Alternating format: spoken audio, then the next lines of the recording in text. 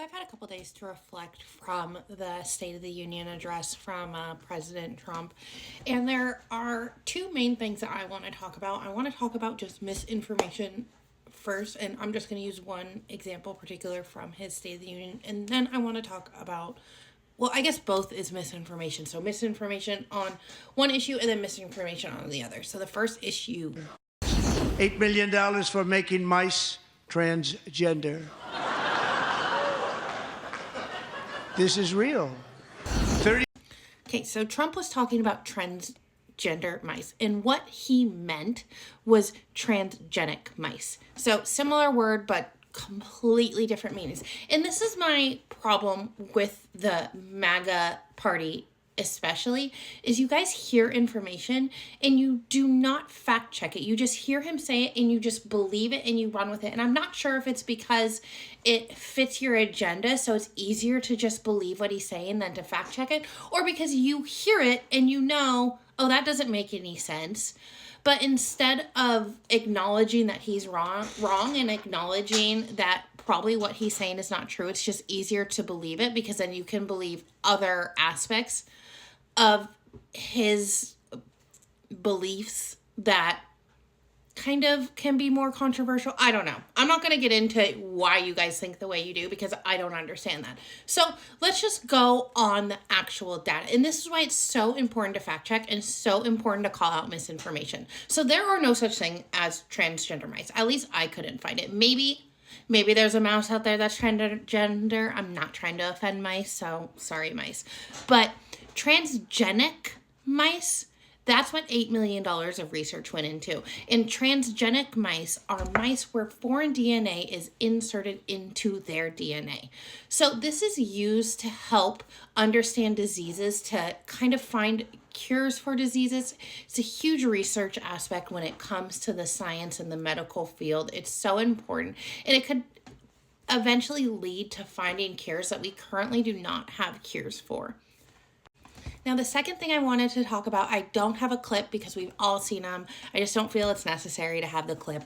It's him talking about the fraud that's around Social Security benefits. And this is also so important to understand how much misinformation is being spread about this. There are not 300-year-old people on Social Security. There are not 150-year-old people on Social Security. Social Security is a very well-documented, well-ran program. So first, what we have to understand is Social Security wasn't even a thing until August of 1935. So to think that there are people that are 300 years old that are getting Social Security, that's older than our country. So you would have to think, again, how is this happening? And I think that's kind of the critical thinking that lacks a lot of times with MAGA, is you never ask yourself the how. So if there's a 300-year-old on Social Security that was put on Social Security 200 years before Social Security even started. Like, I don't even understand how you think that's possible.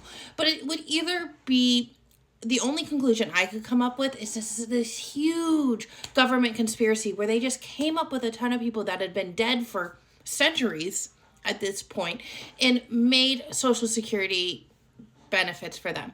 But then we also have to take the other aspect of what he's saying, is that there's people who are 150 on Social Security. Now, these people would actually be able to claim Social Security. And it's important to know that between 1935 and 1940, Social Security was a one lump sum payment. So it wasn't until 1940 that Social Security began to be monthly payments. Before that, it was just one payment that you got. Now, here's what's important to know about Social Security. So I forgot to attach this in my last little video, but I just wanted you to see. So August 14th, 1935, and then here's where it says on the monthly payments started in 1940. So this is really what's important. So when someone dies, you are issued a death certificate. So when someone is issued a death certificate, that stops Social Security right there. Now, there are a lot of important things to note by getting a death certificate. So once you get a death certificate, the funeral home is required to report that. So they report that the Social Security benefits stop immediately. You have to have a death certificate to be able to claim life insurance. You have to have a death certificate to be able to get survivor benefits. You can't get any of that stuff without a death certificate. Now, there is fraud that does happen with Social Security. And I scoured the internet and I found multiple upon multiple studies showing that the fraud rate with Social Security is 1%. So Trump saying that there are millions of people taking advantage of the system is simply not true. There is only one way to scam the Social Security system after someone has died, and that is you wouldn't report their death. So your grandma died in your house, you don't report it, you bury her in the backyard, and you continue to claim her benefits. That's the only way that would happen. Now, that is extremely risky because that comes with prison time, that comes with huge fines. The risk isn't really worth the reward. And we can kind of take this with any aspect of people who work with sensitive information. So for example, I work in in the mortgage industry. I process home loans. So I am around people's sensitive information every single day. And you can take this with any person who works in a bank, any person who kind of works in finance industries. We have this sensitive information at our fingertips, but we're not going and scamming these people because the risk is not worth the reward. The jail time is severe. Like if I was to take someone's information and commit fraud with it, I would have a minimum of 5 years in prison. Like that's not worth it to me to try to get a couple $1,000. Like, and that's kind of what you have to think of. Like it's either there are these mastermind citizens that are scamming the government and they're able to fake these people being alive, but then you also have to think, well, then they're not getting any life insurance, they're not getting any survivor benefits, they're not getting any of the benefits that come from a person once they have passed. They're just these super geniuses who have been able to scam the system. And as we saw from the last slide, that is only true with 1%. So you kind of have to think about it. And if you're wanting to dive into these conspiracy theories and kind of live in the world of the conspiracy theories, then you have to apply it to everything. It can't just be one thing that Trump says. Then that has to mean all finance and the whole industry is a scam and it's a fraud, and you won't ever get a home loan. You won't ever have a banking account. Like it just can't be these little things. And I also think it's super important to listen to the language that Trump uses and think, what is his end goal with this? Why is he making us so scared of Social Security? We even heard Elon talk about Social Security and how it's the biggest scam. And I think that's so important to listen to. Why does Elon want to get rid of Social Security benefits? Why? It's not to benefit him. He's already a billionaire. He doesn't need it.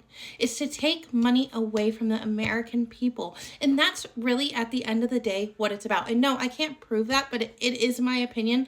But it's really the only thing that makes logical sense. You have to understand that everything needs an explanation. You can't just take a piece of information and just believe it because it sounds good.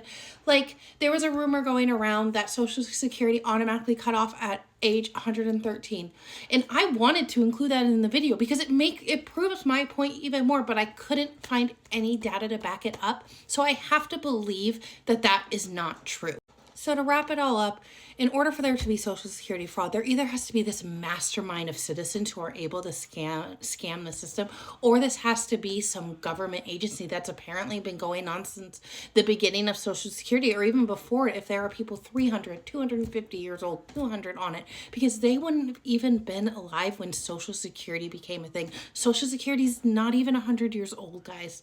So you just have to think logically sometimes. And unfortunately, we have to start calling out Trump when he's wrong.